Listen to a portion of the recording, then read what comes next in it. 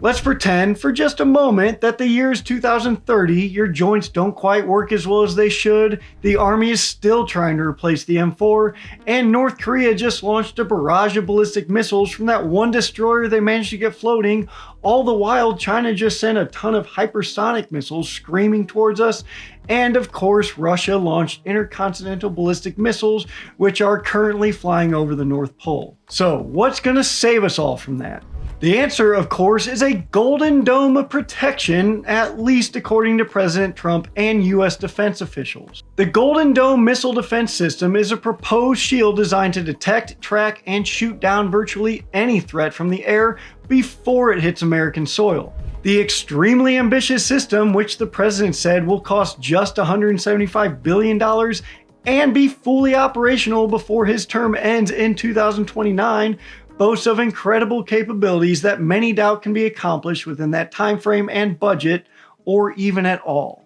Space Force General Michael Gutlein, or Gutlein, I really don't know and I apologize, who is overseeing the program, said that this will be an effort, quote, on the magnitude of the Manhattan Project, end quote, which, as most of you know, developed the atomic bomb. The announcement of the Golden Dome has sent some shockwaves through the defense industry and all over the world, with some critics saying that it's not possible, others saying that we have no choice but to make it possible, and China warning of another arms race, as nations will certainly be looking at ways to defeat the Golden Dome. Alright, let's get into all of that right now.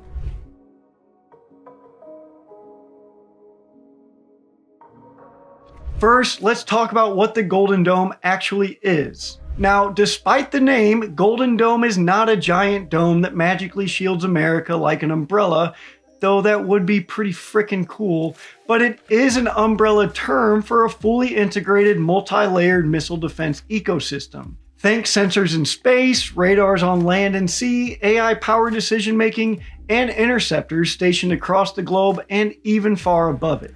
Lockheed Martin, one of the main contractors, because of course they are, says this system aims to detect threats from launch to impact, no matter the source. They're talking ballistic missiles, cruise missiles, drones, and even hypersonics. The goal is to create an all-domain shield protecting not just the continental United States and outlying states and territories, but essentially everywhere else. It builds on several systems already in existence, like the Missile Defense Agency's Ground-Based Mid-Course Defense, or GMD, the Terminal High Altitude Area Defense, or THAAD, Patriot batteries, Aegis ashore, and upcoming next-gen interceptors, all tied together by cloud-connected command systems. The idea is to be able to detect launches instantaneously anywhere on the planet and intercept them early during what's called the boost phase.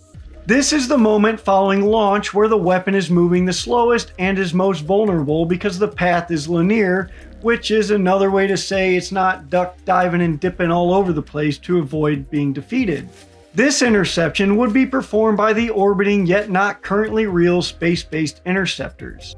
Now, if this fails, they'll aim to kill the missile in the mid-course phase using missiles launched from Alaska or other ideal locations. Mid-course is the portion of travel where gravity actually does the work for the missile, pulling it in an arc after the rockets burn out. This is the longest period of flights for ICBMs, but hypersonics really don't have this high trajectory flight. Instead, they enter the glide or cruise phase at much lower altitudes, and they can theoretically maneuver this phase, which complicates intercept. This is one of the reasons why officials really wish they could hit the missiles in the boost phase, but like my dad used to say, wish in one hand and in the other and see which one fills up faster. Spoiler alert, it's gonna be shit. Now, the last chance for the dome to work is during the terminal phase when the warhead is headed to the target. For this, we would rely on weapons like THAAD, Patriot, or Aegis with the PAC-3 missile, which last year successfully intercepted a ballistic missile from Guam, and we'll talk a little bit more about that later.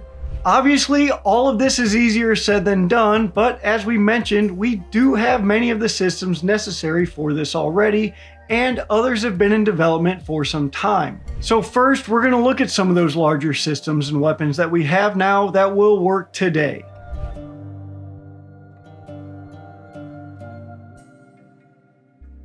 One of the most battle-ready components in the Golden Dome is the Aegis ballistic missile defense system. Aegis has roots that go all the way back to the Strategic Defense Initiative, which most people will know as Star Wars, but not the movie where the smuggler killed his sister and then blew up a planet or something. We're talking about the Reagan-era Missile Defense Initiative, which didn't really work, but obviously it gave us Aegis. It was originally developed during the Cold War to defend naval fleets against Soviet aircraft and missiles. It was later adapted for missile defense under SDI-related research, and today it's a sea and shore-based platform that uses the powerful AN Spy-1 and Spy-6 radar systems to track and engage targets. The Aegis system fires the standard missile family, most notably the SM-3 for ballistic missile intercepts, and the SM-6 for both cruise missile and terminal ballistic defense. The SM-3 Block 2A, developed with Japan, can intercept targets in space at speeds up to Mach 15 and ranges of over 2,500 kilometers, which is about 1,550 miles, using a hit-to-kill kinetic warhead, which is a fancy way to say it doesn't explode to get the kill, it just smashes into it. This allows it to go after the threat in the mid-course phase, which, remember, is the middle phase where it's up in space and not really powered by its own thing, but gravity's doing all the work. Engagements are fully automated once authorized, with the vertical launch system enabling rapid multi-mission salvos to increase the odds of a hit. Think of it like a really expensive shotgun. Aegis has been proven in real-world tests, most famously in 2008, when an SM-3 intercepted a dying satellite in low Earth orbit, and in 2024 on Guam, where it successfully engaged a medium-range ballistic missile with the SM-3 Block 2A variant, further proving its viability. And of course, the Aegis system is what we used heavily in the Red Sea to shoot down Houthi missiles and drones, and it did pretty damn well. It's mobile, scalable, and already deployed on more than 30 US Navy ships worldwide, as well as on Guam, making it a backbone of any future missile defense network like the Golden Dome. Next up is the Terminal High Altitude Area Defense System, also known as THAAD. This was designed to intercept short to intermediate range ballistic missiles during their terminal phase, which is the last part of flight when the warhead is on its way to the target, and is also something that we might want to call the butt pucker phase, because it's kind of the last ditch effort here.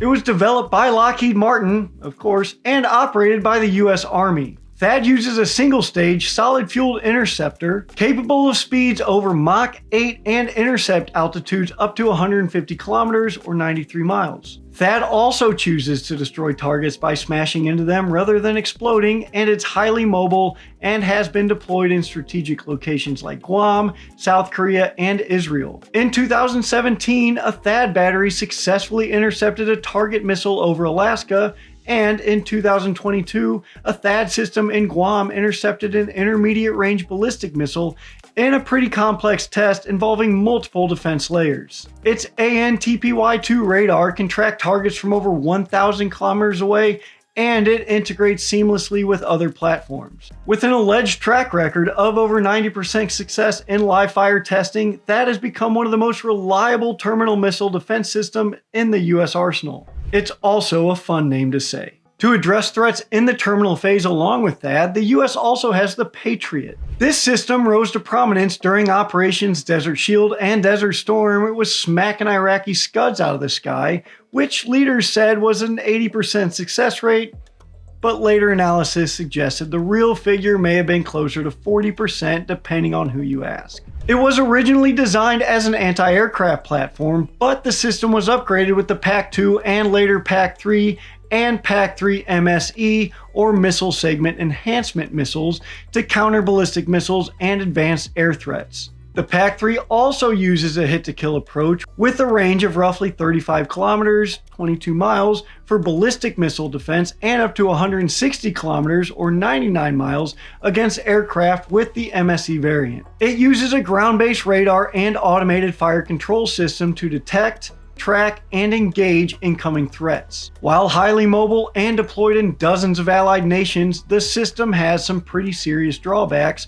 most notably a limited engagement envelope and high per interceptor cost, Though when you're shooting down missiles that could contain nukes, you're probably not going to be worried too much about the cost. In high saturation scenarios, which is a buzzwordy way to say a lot of shit headed at you at once, it can be pretty easily overwhelmed. Still, its proven combat record, including recent intercepts of drones and missiles in Ukraine, Israel, and Saudi Arabia, cements its role as a critical last line of defense.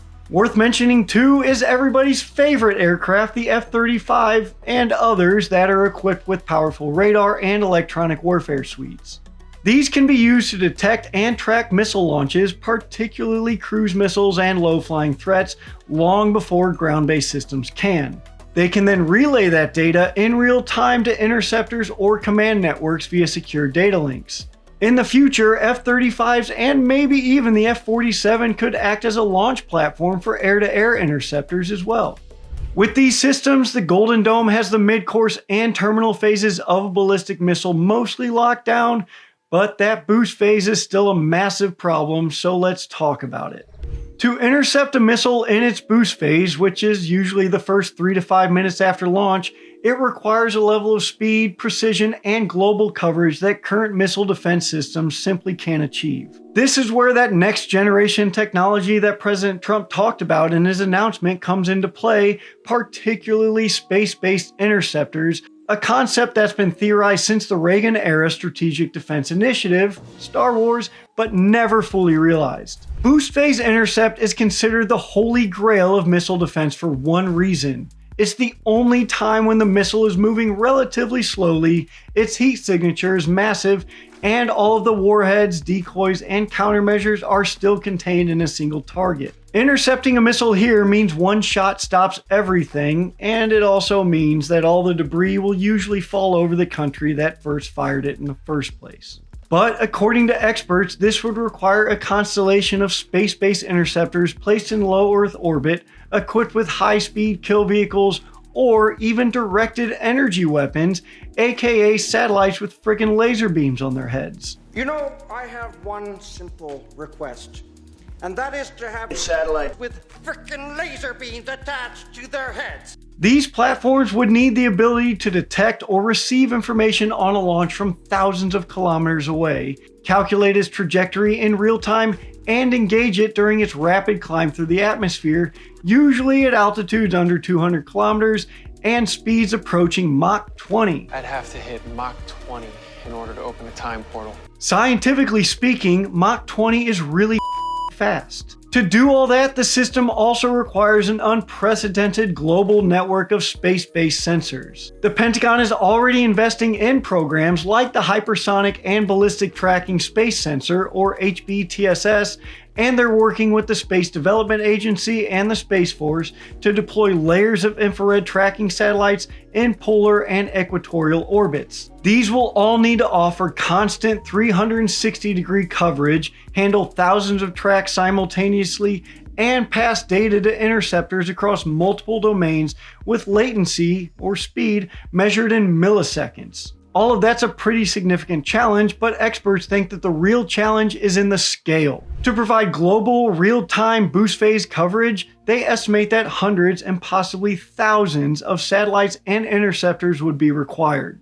That's a level of global infrastructure that nobody, including the US, has ever fielded before, and it raises serious questions about cost, debris, survivability in contested space, and the risk of sparking a space arms race. The critics, the haters, the doubters, and the realists have been picking apart the Golden Dome since it was announced. And rightfully so, because the technical challenge is enormous. Current missile defense systems struggle under even test conditions where they're faced with one target in a pretty controlled, relatively calm scenario. Nobody knows what will happen when dozens of missiles are heading for the homeland, but I'm willing to bet calm and controlled will not be words used to describe the response.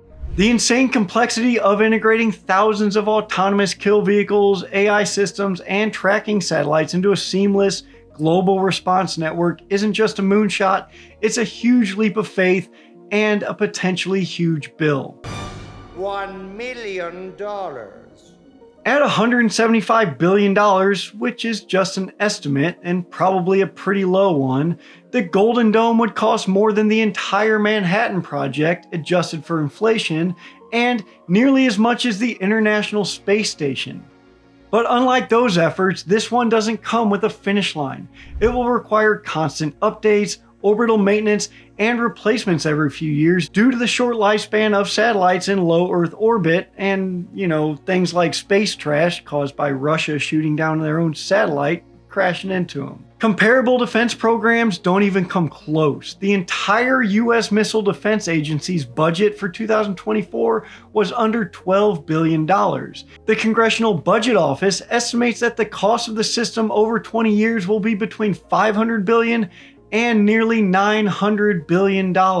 This would imply, at the very least, that the MDA's budget would have to be at least $25 billion a year, which is a little more than double what it is now, and that's not even taking into consideration all the hard costs of the satellites, missiles, and everything in between. There's also the concern that all this work could be easily undone.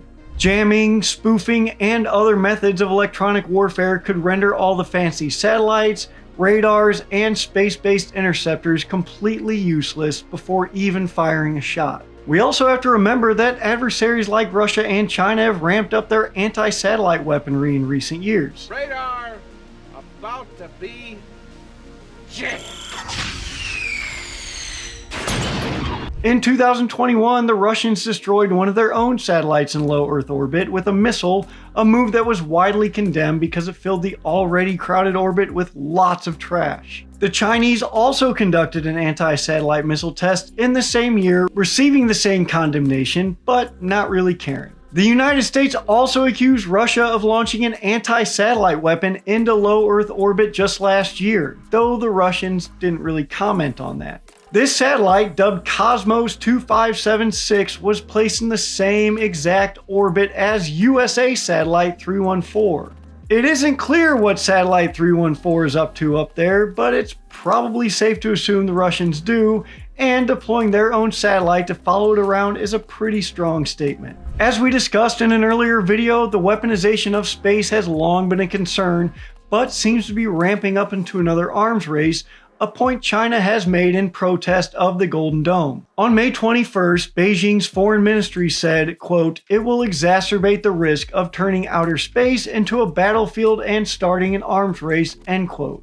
They do kind of have a point there, although China accusing the US of kicking off an arms race is about as funny as the US accusing anybody else of starting an arms race, because since the dawn of time, we've been in nothing but an arms race with literally everyone that we come in contact to on the planet, but we tend to forget that. Anyways, the fact remains that the Golden Dome's capabilities will force other nations to improve their weapons to maintain a balance of power, and then we will have to obviously improve our defenses, and then they'll improve their weapons, and we'll improve defenses, and everyone will just keep going on it, and the cycle will continue until the machines take over and we are shipped off to mine asteroids for their fuel. The Golden Dome is the most ambitious missile defense plan ever, and potentially the most ambitious defense plan, period. It promises to protect the homeland, integrate next-gen technology, and counter the rising threat of hypersonics and advanced missiles. The scale that it will have to reach to be effective seems, at least right now, to be mostly impossible, but even if it doesn't succeed as designed, the technological advances from trying will impact countless other programs and push us further than we would have been prior. Like we talked about in another video that you can watch, and it'll be up in one of these corners, I don't know where, even programs that fail to achieve their initial goals aren't a complete waste because a lot of the technology and components are recycled into other programs, and that's how things progress. The Golden Dome also revives old debates, like, can any shield really be impenetrable? It can't. Will it provoke more arms races? Yes, because everything does. And in the face of nuclear-armed adversaries, some with alleged nuclear torpedoes, which we did a video on that and you can watch in one of those corners up there, is defense even possible, or just a very expensive illusion? What do you think? Let us know in the comments, and if you enjoyed this video or any others, please like and subscribe because that would mean a whole lot to me and the rest of the team at Task and Purpose. Speaking of the rest of the team at Task and Purpose, Savvy edited the video, I wrote the script, and I used sources from CBS News, the BBC, The Conversation, The War Zone, the Pentagon, Russian and state media, CSIS, the Carnegie Endowment, and Air and Space Forces magazine. As always, I'm Kyle, your friendly ginger producer man, and you are all dismissed. I will see you next time.